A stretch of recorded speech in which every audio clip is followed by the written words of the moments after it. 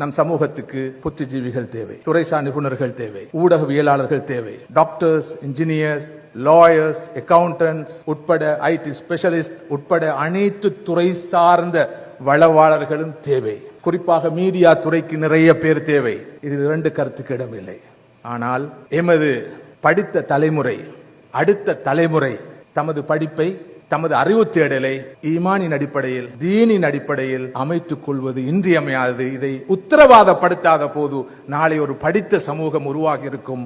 ஆனால் ஆன்மீகம், பண்பாடு பலீனமடைந்த ஒரு சமூகமாக அது மாறி இருக்கும். இதைத்தான் குர்ஆன் சொல்கிறது. இக்ரா, வாசியுங்கள், படியுங்கள், ஆனால் பிஸ்மி ரப்பிக் அல்லதி ஹலக், உங்களை படைத்த இறைவனுடைய பெயரால், உடைய ரப்புடைய பெயரால். எமது அறிவு தேடல், எமது ஆய்வு, எமது சிந்தனை, எமது கண்டுபிடிப்பு அனைத்தும் படைத்த இறைவனுடைய பெயரால் அமைகிற போதுதான் அது உண்மையான நல்ல ஆக்கப்பூர்வமான விளைவை உலகத்திலே ஏற்படுத்தும். சுலைமான் அலைஹிஸ்ஸலாத்து வஸ்ஸலாம் அவர்கள் மிகப்பெரிய ஒரு அறிவாளியாக இருந்தார்கள். அவர்களுக்கு நெருப்பை கட்டுப்படுத்த தெரியும், நீரை கட்டுப்படுத்த தெரியும், காற்றை கட்டுப்படுத்த தெரியும், பஞ்சபூதங்கள் என்று நாம் படிக்கிற அனைத்தையும் கட்டுப்படுத்த தெரிந்திருந்தது.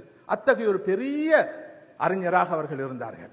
அவருடைய ஆற்றலை, திறமையை, அறிவை மக்கள் பார்த்து வியந்த போது அவர்கள் என்ன சொன்னார்கள் என்று குர்ஆன் சொல்கிறது. ஹாதா மின் ஃபத்லி ரப்பி லியப்லுவனி அஷ்குர் அம் அக்ஃபுர். இது எனது இறைவன், எனது ரப்பு எனக்கு செய்த மாபெரும் அருளாகும். நான் நன்றியுள்ள அடியானாக நடந்து கொள்கிறேனா, நன்றி கட்ட விதத்தில் நடந்து கொள்கிறேனா என்பதை சோதித்து பார்ப்பதற்காக எனது இறைவன் இந்த ஆற்றலை, அறிவை எனக்கு தந்திருக்கிறான். செல்வம் உண்மையில் ஒரு அருள், அது ஒரு அமானிதம். ஆயுள் ஒரு அருள், அது ஒரு அமானிதம். இளமை ஒரு அருள், அது ஒரு அமானிதம். வாழ்வு ஒரு அருள், அது ஒரு அமானிதம்.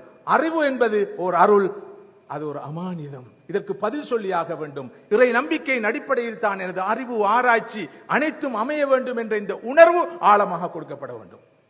இல்லாத போது அடுத்த தலைமுறை படித்த தலைமுறையாக இருக்கும். ஆனால் ஆன்மீகத்தை, ஈமானை, பண்பாட்டை இழந்த தலைமுறையாக இருக்கும். அத்தகைய ஒரு தலைமுறையை நாம் உருவாக்க வேண்டிய தேவை இருக்காது. துல்கர்னைன் மிகப்பெரிய ஒரு பொறியியல் அறிஞராக இருந்தார். அவருக்கு ஒரு மிகப்பெரிய டெக்னாலஜி தெரிந்திருந்தது. அதை வைத்து பெண்ணாம் பெரிய ஒரு மதிலை கட்டினார். ஒரு சமூகத்தை, ஒரு அநியாயக்கார சமூகத்திலிருந்து காப்பாற்றினார். அவருடைய அறிவை, ஆற்றலை, திறமையை அவர் கட்டிய இந்த மாபெரும் அணையை பார்த்து மக்கள் புகழ்ந்த போது, பாராட்டிய போது அவர் என்ன சொன்னார்?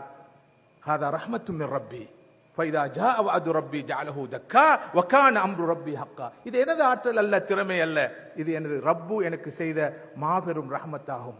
வாக்களிக்கப்பட்ட அந்த மறுமை நாள் வந்தால் உங்கள் கண்ணெதிரே காட்சி அளிக்கும் இந்த அணை தூள் தூளாக போய்விடும் என்று சொல்கிறார். இத்தகைய விஞ்ஞானிகள், இத்தகைய அறிவாளிகள் தான் இந்த சமூகத்திலே உருவாக்கப்பட வேண்டும்.